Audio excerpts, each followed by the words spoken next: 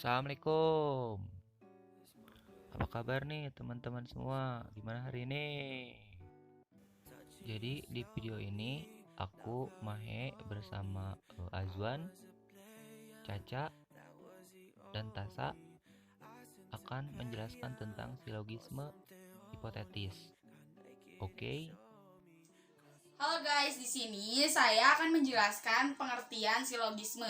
Silogisme merupakan penyampaian tidak langsung dari dua buah proposisi atau premis-premis yang kemudian menjadi proposisi baru berupa kesimpulan, di mana premis yang pertama merupakan premis umum atau premis mayor dan premis yang kedua merupakan premis khusus atau premis minor yang kemudian menjadi kesimpulan yang sangat berhubungan erat dengan premis-premis yang ada.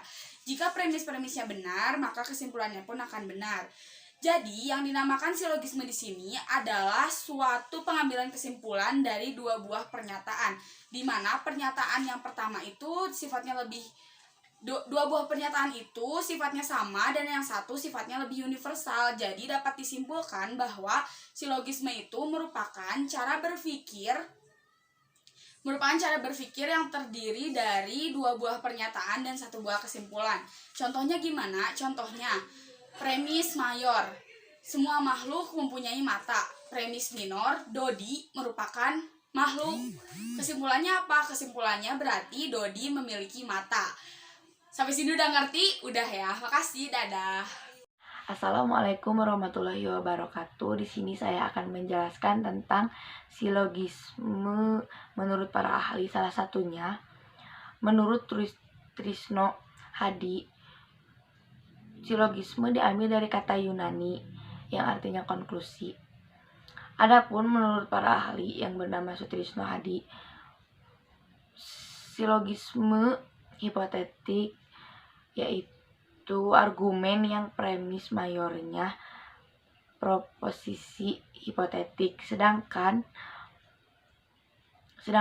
premis minornya adalah berupa proposisi kategori.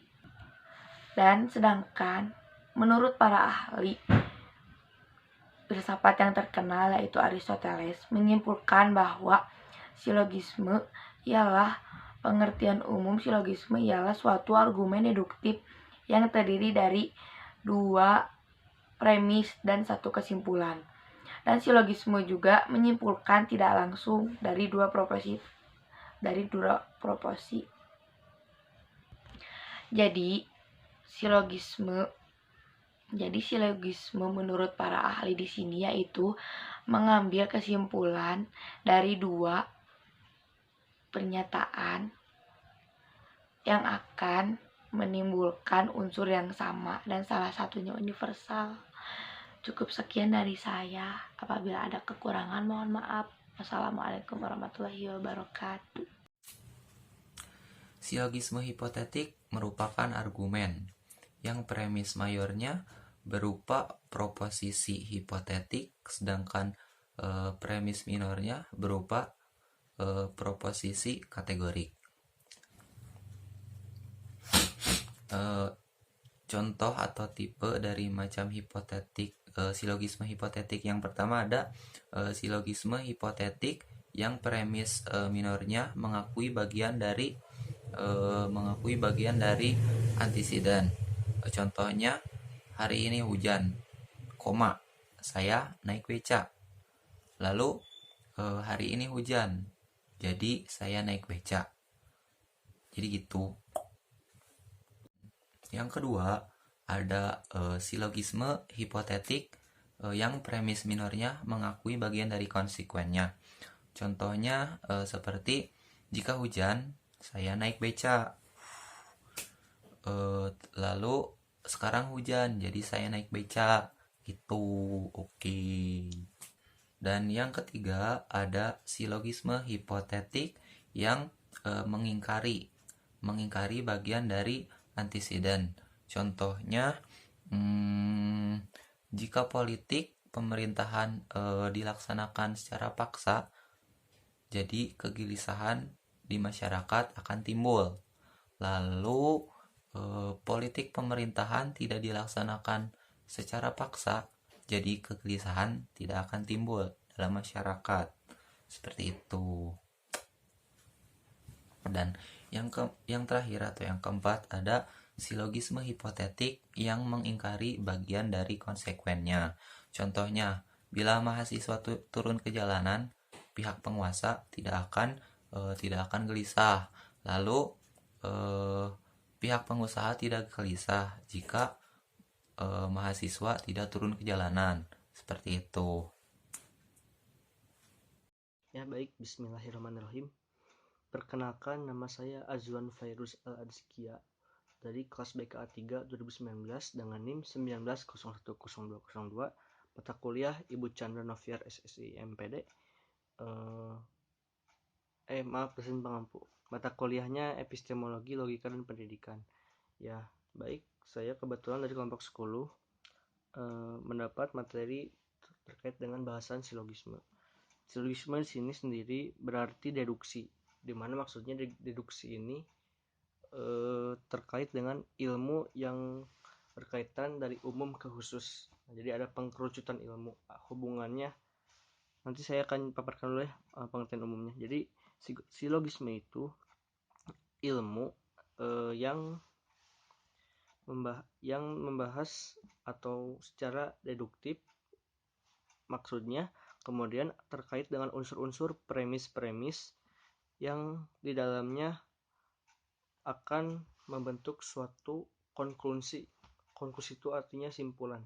Jadi kalau kita simpulkan, pengertian singkatnya yaitu silogisme itu adalah gabungan dari antara pendapat satu dengan pendapat lainnya secara umum, atau misalkan secara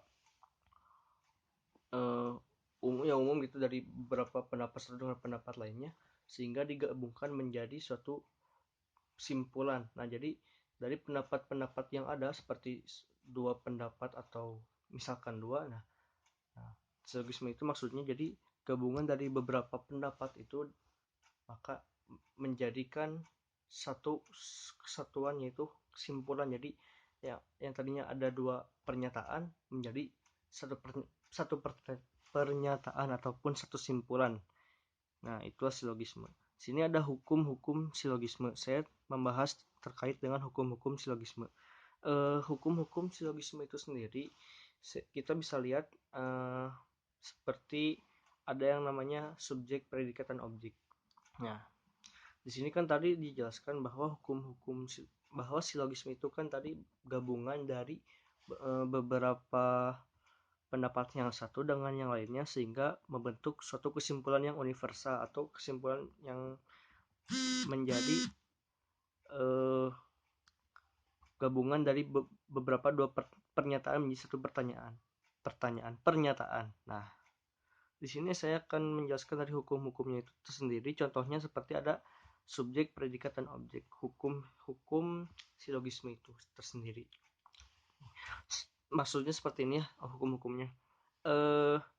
Hukum-hukumnya itu contoh misalkan jika peperangan harga terjadi, nah ketika itu betul peperangan itu terjadi, maka harga makanan pun naik karena peperangan itu terjadi. Jadi maksudnya gimana? Nah, jadi ini kan ada 3 kata. Kata yang pertama, nah, ketika peperangan harga makanan terjadi, nah itu ketika ditanyakan. Kemudian yang kedua, lalu terjadilah peperangan itu dan kemudian harga makanan pun naik karena peperangan itu terjadi. Jadi itu saling berkaitan antara satu dan yang lainnya.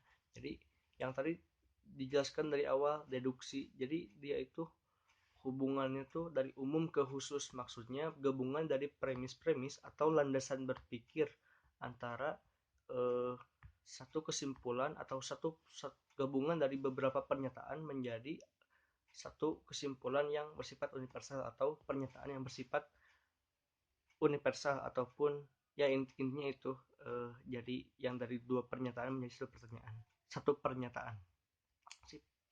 Baik, itulah yang dapat saya sampaikan. Mohon maaf apabila ada kesalahan dalam pengucapan. Saya agak balelo ya. Ya, Semoga ada guna manfaatnya. Rabbana atina fid dunya hasanah wa fil akhirati hasanah wa qina adzabannar. Assalamualaikum warahmatullahi wabarakatuh. It's my baby, it's my love. Touching you slowly, love how you hold me. I was a player, that was the old me. I sent to pay for something old.